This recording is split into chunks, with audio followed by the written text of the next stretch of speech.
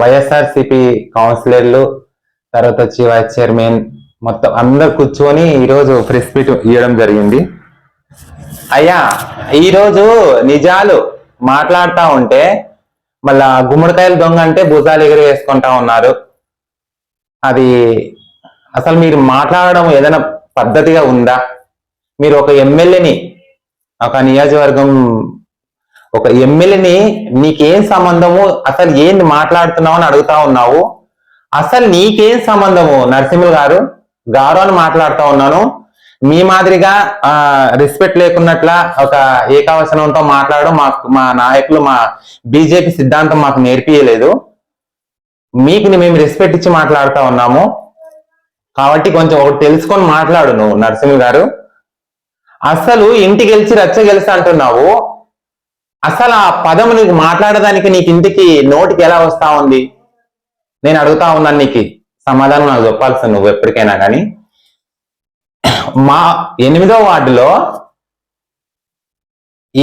వార్డులో మన 2019 ఎలక్షన్లోన ఇంటి గెలిచి అంటే నీ ఇంటి మా వార్డు గెలిచి చేత కాకున్నట్లా నువ్వు అది ఎవరైతే ఇక్కడ తెలుగుదేశం పక్కన నిలబడిన కౌన్సిలర్లను కానీ ఇంకా జనసేన కౌన్సిలర్ కానీ బీజేపీ కౌన్సిలర్ కానీ వాళ్ళందరినీ ఏందేంది మాట్లాడి ఏందేంది చేసి నువ్వు వాళ్ళని దౌర్జన్యంతో పాటు ఎలక్షన్ జరిపించుకున్నట్లా చేసినావు. ఆ ప్రజలకు, మా ఆదోని ప్రజలకు అందరూ తెలుసు.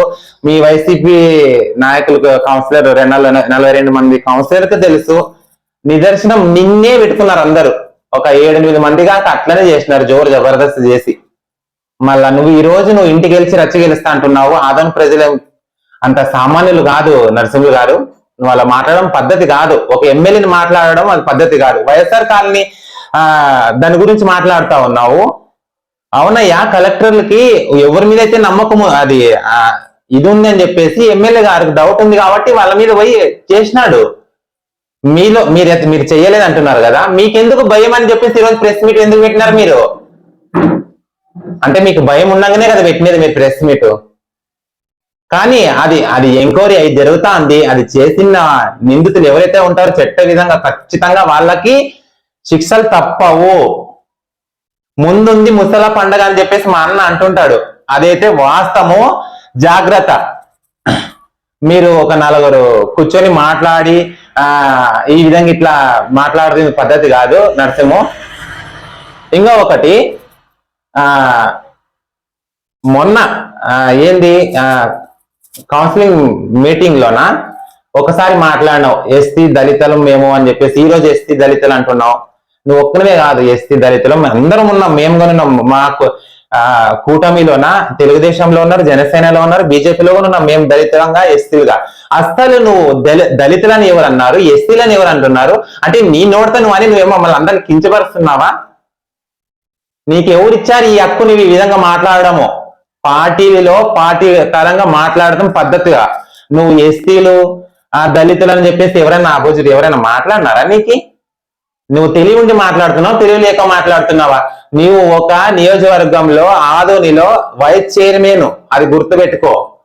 నీకు తగినంత మాటలు మాట్లాడితేనే అది ఎవరైనా జనాలు ఒప్పుకుంటారు నరసింహులు గారు. నువ్వు తీరి మాటలు మాట్లాడితే ఎవరు ఒప్పుకోరు. ఆయన క్యాస్ట్ ఫీలింగ్ ఎవరు చాలా ఉన్నారు. మేము ఎస్టీలమే, మేము దళితులమే కాదని మిమ్మల్ని ఎవరైనా అన్నారా? అట్లా అనేవాళ్ళు పక్కన కూర్చున్నావు కదా నువ్వు. ఎస్టీలు దళితులు కూర్చులే పోలే అని చెప్పేసి మాట్లాడే వాళ్ళు పక్కన కూర్చొని మాట్లాడుతున్నావు. ఈ రోజు నువ్వు ప్రజలకి, ఎవరైతే ప్రజలకి ఆదోని బాగుపడాలని చెప్పేసి ఈ రోజు స్వచ్ఛతంగా చేయాలని చెప్పేసి ఒక ఎమ్మెల్యేని నిందిస్తా ఉన్నావు. నీకు ఎంత మాత్రం న్యాయం ఇది?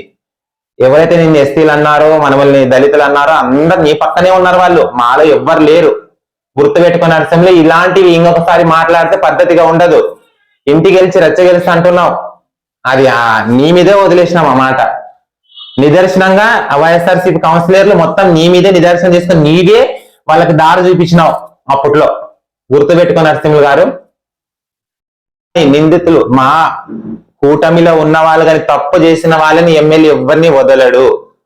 ఇది వాస్తవము. మా ఎమ్మెల్యే సార్ చెప్తా ఉంటారు, మేము కార్యకర్తలు అని చెప్తాం. అది నాతో పాటు వచ్చిపోయా, నేనని కాదు, మళ్ళా మా పార్టీలో ఉండే నాయకులు అని కాదు. ఎవరైనా తప్పు చేసిన వాళ్ళని వాళ్ళు తప్పించుకోవడానికి వీలు లేదని చెప్పేసి మా ఎమ్మెల్యే సారు స్వచ్ఛంగా చెప్తా ఉన్నాడు. ఇదైతే గ్యారంటీ. అన్న, నా పేరు మల్లిక, ఆదోని, బీజేపీ నాయకురాలు.